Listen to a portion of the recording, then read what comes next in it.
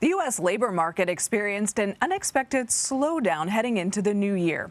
The U.S. added a disappointing 199,000 new jobs in December. That's less than half of what economists were projecting for the last jobs report of the year. President Biden, however, is praising his administration's economic recovery efforts in 2021, despite last month's limited job gains after the unemployment rate fell to its lowest point since the start of the pandemic. Today's national unemployment rate fell below 4% to 3.9%, the sharpest one-year drop in unemployment in United States history. The first time the unemployment rate has been under 4% in the first year of a presidential term in 50 years.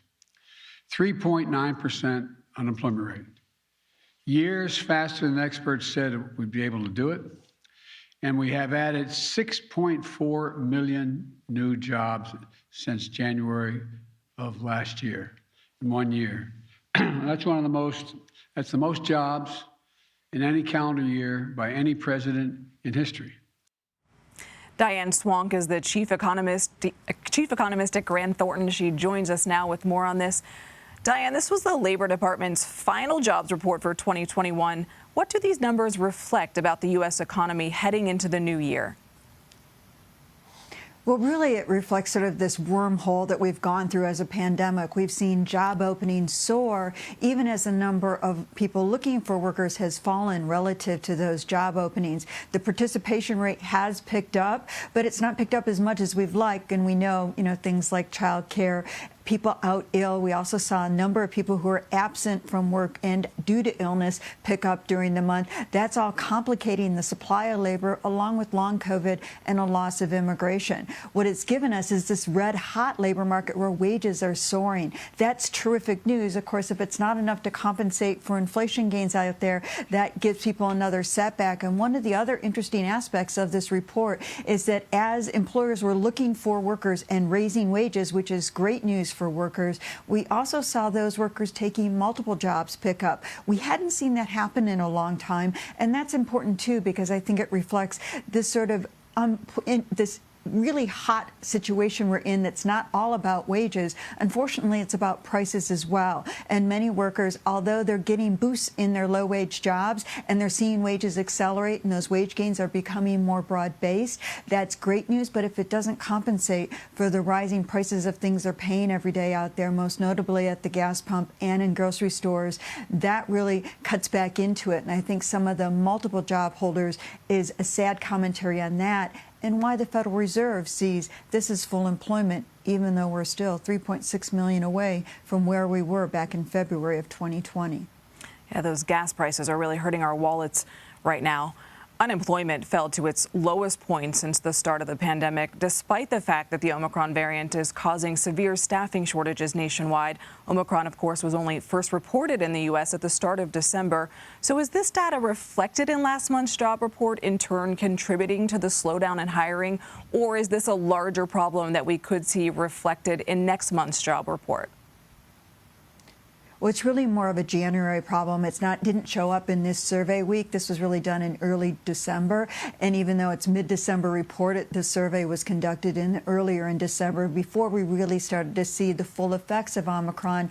And we're really starting to feel that bite now. Chicago Public Schools being set back. That's going to be a huge setback to parents wanting to participate in the labor force. We're seeing many businesses close. Those workers are not going to get paychecks in the month of January, or at least for part of the month of January during the next survey week. And the number of people who are absent and out due to illness, that did continue to rise with the Delta wave in December. Now we're seeing Omicron overshadow that, and the numbers explode. And so I think January is going to be a really tough month. I wouldn't be surprised to even see a negative print in the month of January as we get that setback. The only silver lining to this variant is how rapidly it ascends and descends. It does seem to peak quickly, and we're hoping that, looking at New York and London and places that it's hit before us, South Africa, that we'll see it recede much more rapidly than we saw other variants recede, with hopefully lesser effects for those people who are vaccinated out there.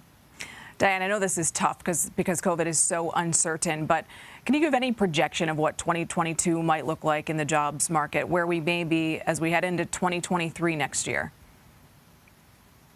I think we're going to be in a place by the end of next year that we will have exceeded that previous peak in employment, and unemployment rate will still be even lower. We are going to see some comeback in participation over the course of the year, and I think that's welcome news for those workers who have been sidelined by COVID. I do worry about long COVID and how many workers we have that have to go on disability as a result of this pandemic. The health of the economy is ultimately dependent on the health of the overall population and our workers out there, and I do worry about some of the scarring that we have due to COVID. Although the overall economy, the aggregate numbers will look good, they'll mask some of this pain that I think is going to linger as a result of COVID in 2022.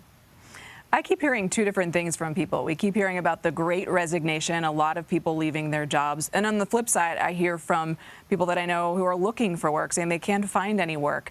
How do you address people who are either, one, considering leaving their job during the pandemic, or two, really struggling to find work? And, we see signs out there hiring in a lot of places. What's your message?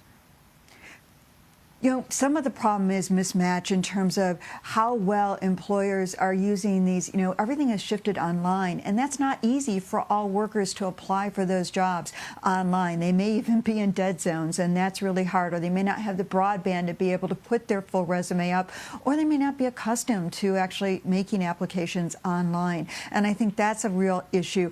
And these job descriptions, they often have sort of hurdles in it that aren't necessary, maybe a college degree that isn't actually necessary for the job, and that maybe be closing out some very talented and skilled workers. So employers have to get a lot more creative and deal with the hurdles that a lot of employees feel. There also is a mismatch to where the jobs are in suburban areas and resort areas, in leisure and hospitality, but not in the urban centers that we saw in the past. Hopefully some of those jobs will come back over the course of 2022, but we're not going to see the kind of volume that we did in the past in urban centers that are, certainly satisfied by mass transit. Those are really big hurdles in terms of commuting costs for workers out there. And I think that's something that employers often don't think about, is where are the workers living versus where are the jobs existing? And those are issues we need to sort of bridge the gap on as we get into the second half of 2022.